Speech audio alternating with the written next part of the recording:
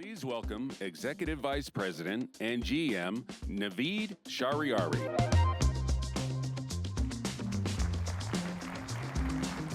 Hello, everyone. Good afternoon. It's my pleasure to host you for the next 30 minutes. I'm Navid Shahriari. I run the integrated technology development and the factory network for our backend, advanced packaging and everything post-wafer fabrication. I'm new at the Intel Foundry, only 6 months in the job, but I've had the honor of being at Intel and in the industry for the last 35 years. Have developed many technologies, front end and back end, as well as architected and built multiple generations of products. I love this industry, and I couldn't be more excited about the topic today for the next 30 minutes, the heterogeneous integration.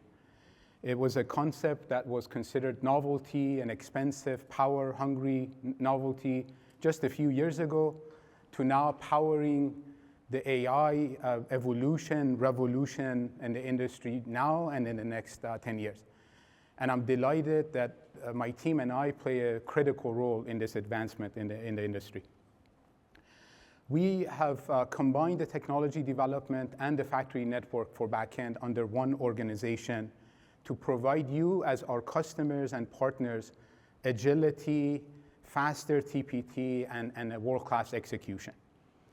And with that, I would like to start actually by talking about our business model, and then we will get into integration and into technical roadmap.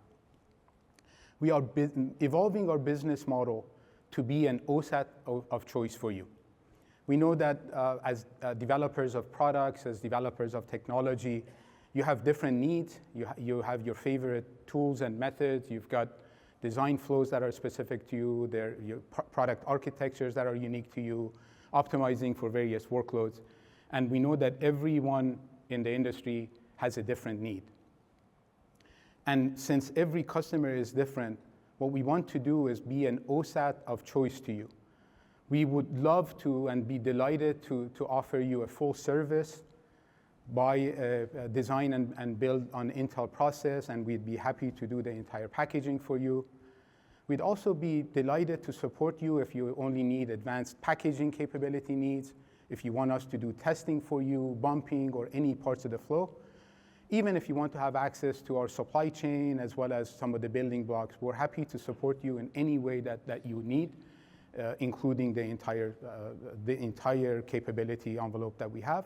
And we also offer a very resilient, hardened supply chain that will go with our capabilities. So if you have a need, please approach me, approach us. We would love to partner with you and support you. If you think about when you want to engage with a customer, with a partner, regardless of what we do or what you get from them, quality and predictability really at the core of what you'd expect. And we understand the importance of quality. We also understand that this hasn't been a major highlight for us in some of the executions we've had in recent years and months. We've implemented a culture of quality and a culture of continuous improvement, and we're continuing to invest in this area. This is one of those cultural transformations that was discussed earlier today, and it's really core to our existence as an OSAT, as a foundry for you and for all of the products in the world. And so as such, we're investing in quite a number of both cultural and technical advancements, from detailed FMEAs to inline monitors and inspections at every tool and every part of our process, to world's most advanced, robust, advanced process control capabilities, as well as some of the most robust manufacturing automation, as well as QMS system that's highly dependent and can be relied on. And we really don't want to test our way into quality. We want quality to be a part of how we develop and design the process flow, as well as every step of the production flow.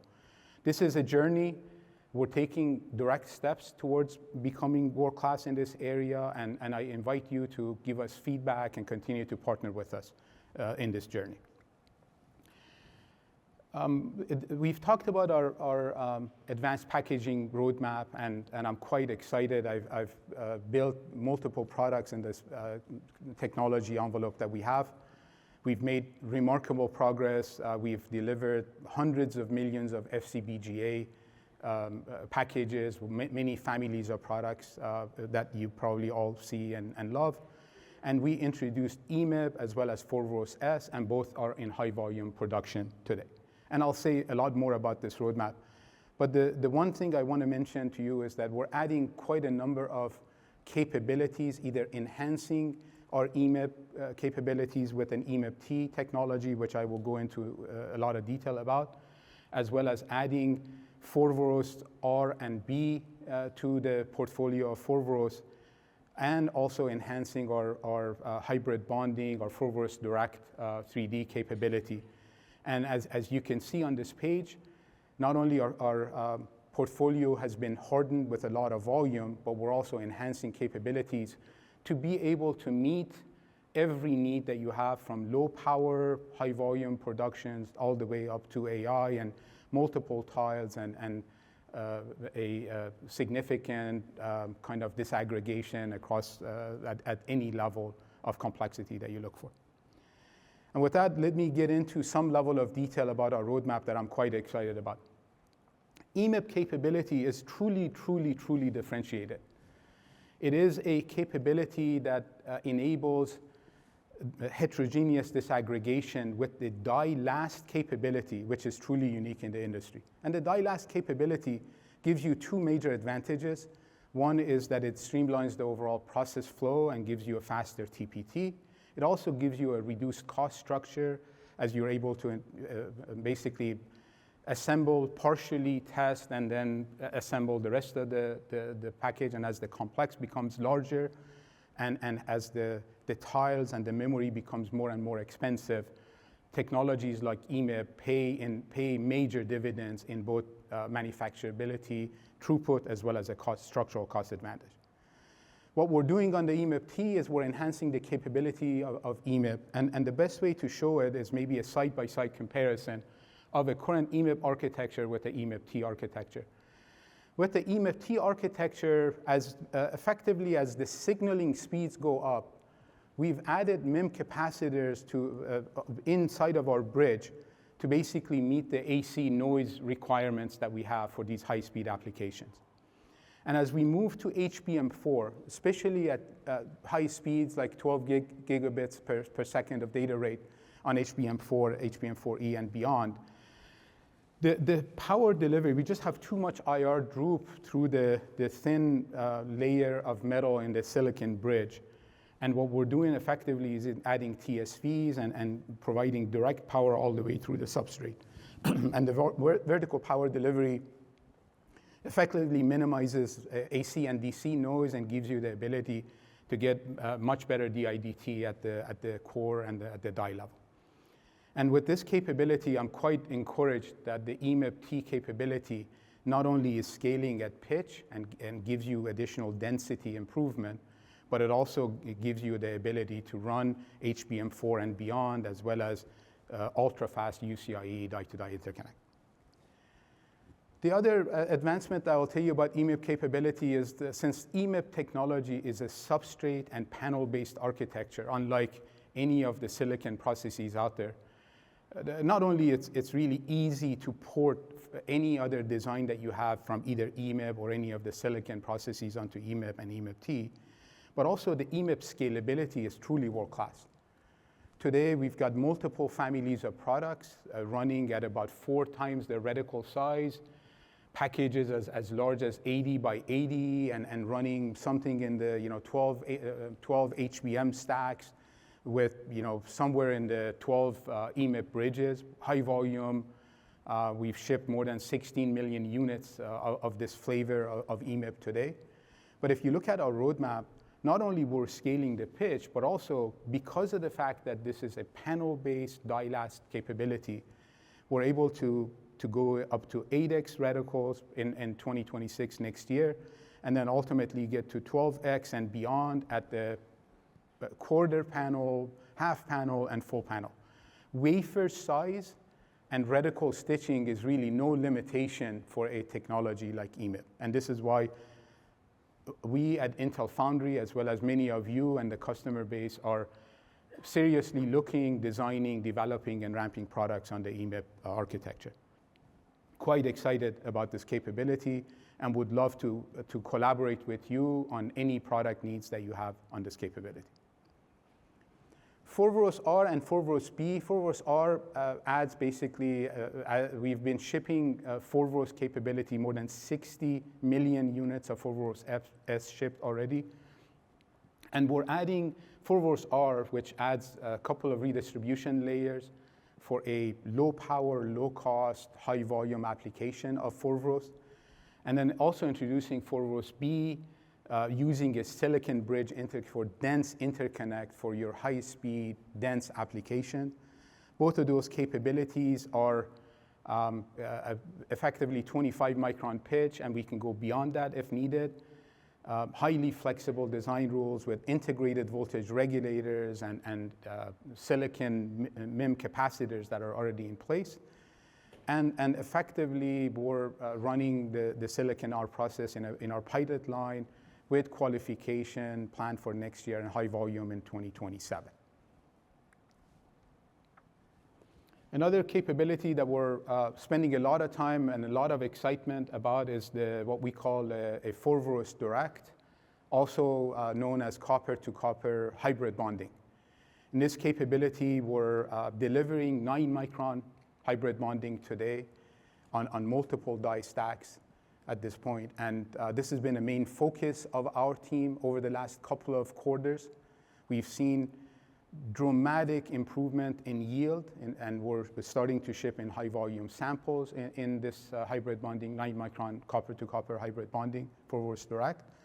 And we're focusing on reliability. Reliability is typically an area that needs a handful of data turns, and we're getting a good data turn on this with the goal of getting highly reliable Foveros Direct into production in the next year timeframe.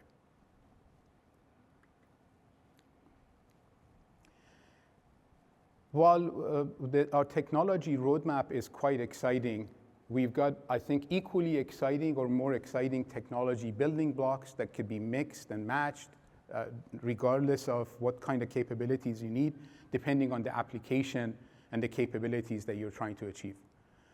We have MIM capacitors that are world-class, and we've already on our second generations of MIM caps. We have coax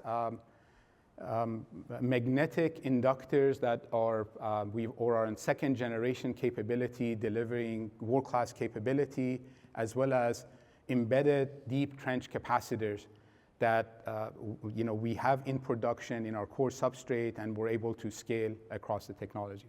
These technologies, of course, are enabled on EMIB, will be enabled on EMIB-T, as well as a mix and match of them will be available depending on the needs that you have in your capability.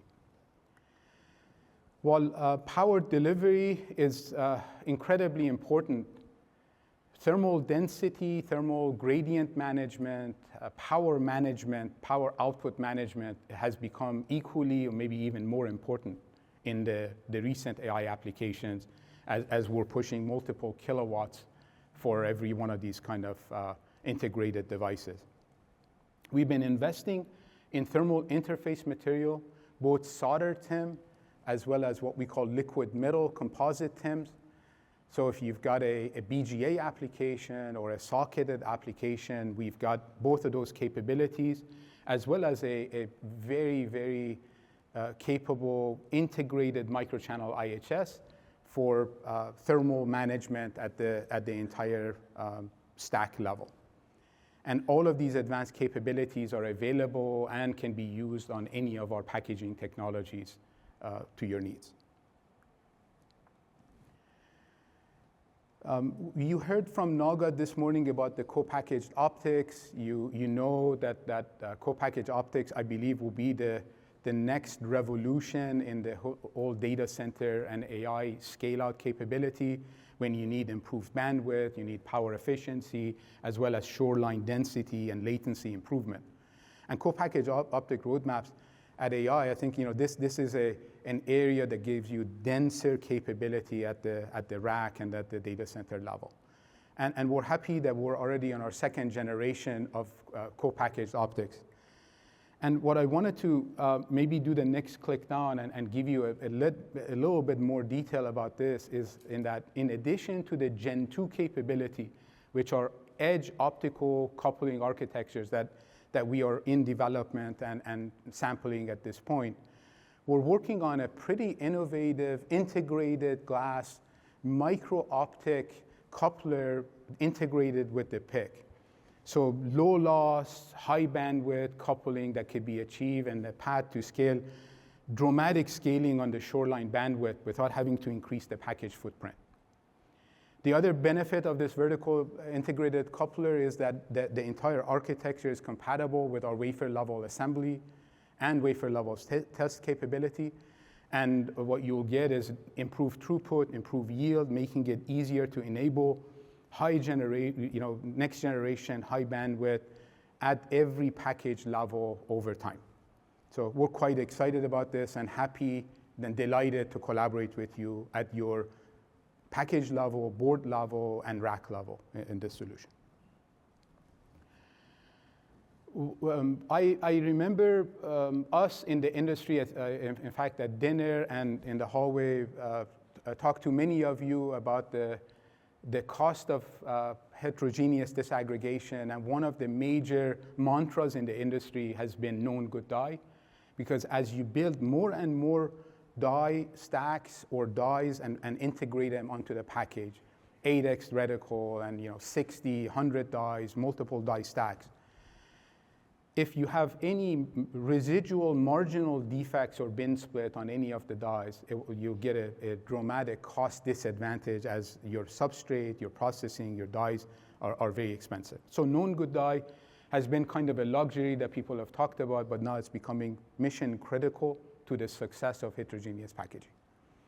Intel invented what I consider to be the world's most advanced known good die capability through our singulated die capability. We've been in production multiple generations of products over 10 years, and we've kind of perfected this capability. And we have it today, and we've been piloting. We've been doing pilot for some of the people in the audience with quite amazing results. It's proven capability, and we're happy to support that, even if this is the only portion of the flow that you're interested in. We do have our own advanced test capability, tester and probing process, but we're also collaborating deeply with the ATE suppliers, with the test ecosystem.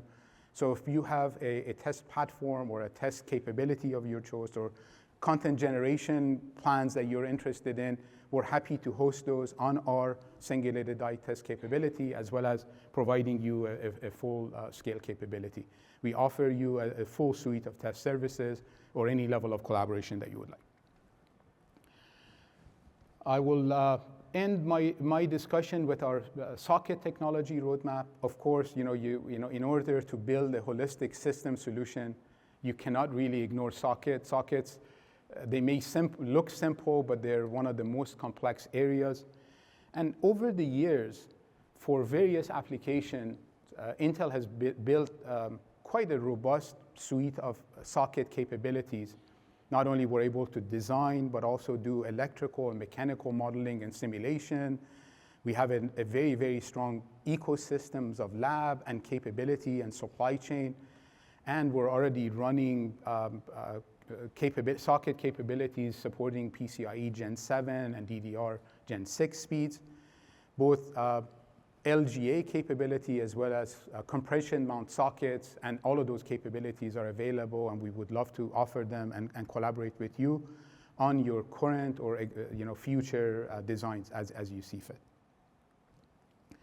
So I'll just wrap up by first of all saying thank you again. It's been a pleasure meeting some of my friends that we've collaborated for so many years, and I would love to get to know the rest of you, especially if you have any back-end packaging related needs. We have all of the building blocks, a fantastic and resilient global supply chain and manufacturing infrastructure, organizational talent, and a streamlined structure to collaborate with you to meet the needs that you have. We're committed to be cost-effective, execute with a sense of urgency, with predictability and the highest level of quality, and we want to be an OSAT of your choice. However you see fit, full turnkey, or any portion of your flow. With that, I'll thank you and look forward to chatting with you during the break. Thank you.